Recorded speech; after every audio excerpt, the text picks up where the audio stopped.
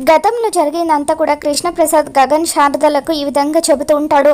ఆ రోజు భోగి పండుగ, ఫ్యాక్టరీ కష్టాల్లో ఉందని అపూర్వ నుండి నాకు ఫోన్ వచ్చింది. కార్మికుల కష్టాలు తీరాలంటే ఫ్యాక్టరీని మంటల్లో తగలబెట్టాలని, దాని ద్వారా వచ్చే ఇన్సూరెన్స్ డబ్బుతో కార్మికులకు మేలు జరుగుతుందని అపూర్వ నన్ను నమ్మించింది. తన మాటలు నేను గుడ్డిగా నమ్మాను. ఫ్యాక్టరీని తగలబెట్టాను.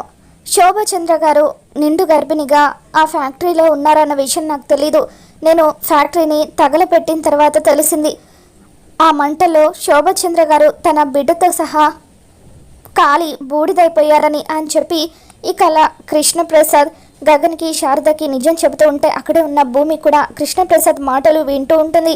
ఇక గతంలో చెర్రీ ఫ్యాక్టరీ గోడ పక్కన అప్పుడే పుట్టిన నిన్ను నా కుక్క పిల్ల నాకు చూపించింది అంటూ గగన్ జీవితంలో జరిగిన సంఘటనని తన జీవితంలో జరిగినట్టుగా చెర్రీ తనకు చెప్పిన విషయాన్ని భూమి గుర్తు చేసుకుంటుంది.